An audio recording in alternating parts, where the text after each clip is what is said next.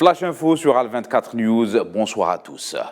Moins de 24 heures après le coup d'État militaire survenu au Gabon et qui a conduit à la destitution du président Ali Bongo, le CTRI, Comité pour la transition et la restauration des institutions, a nommé le général Brice Oligui Nguema comme président de la transition, selon le colonel Mafombi, porte-parole du CTRI. Joseph Borrell, le représentant de l'Union européenne pour les affaires étrangères, est revenu sur le scrutin électoral qu'a connu le Gabon, estimant qu'il y a eu plein d'irrégularités et l'existence de coups d'État militaires et institutionnels.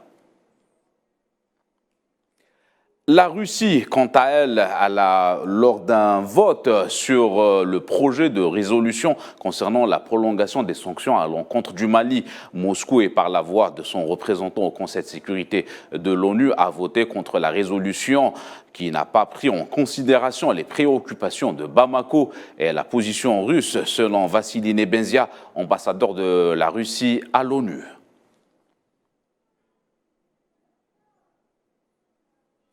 Le chef de l'armée soudanaise, le général Abdel Fattah al-Burhan, a salué des officiers de la police lors d'une visite de leur quartier général dans la ville de Port-Soudan sur la mer Rouge. Pour rappel, le Soudan connaît des affrontements entre les forces de soutien rapide et l'armée régulière depuis le 15 avril dernier.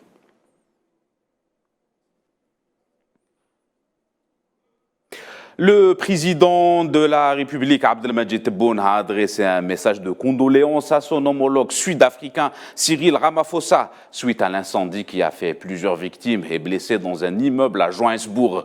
C'est avec une grande affliction que nous avons appris la nouvelle de la tragédie qui a secoué Johannesburg suite à l'incendie dévastateur qui a fait de nombreuses victimes. Lit-on dans le message de condoléances du président Abdelmadjid Tebboune.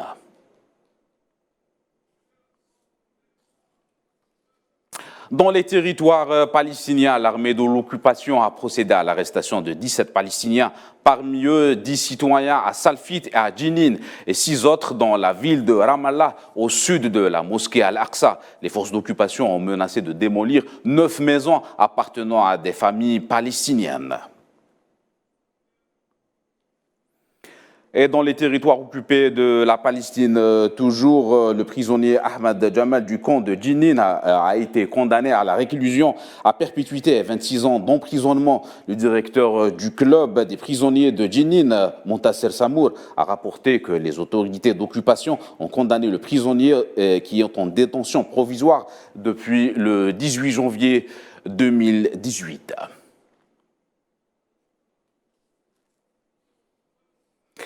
C'est la fin de ce Flash Info. Merci à vous de nous avoir suivis. Excellente suite de programme.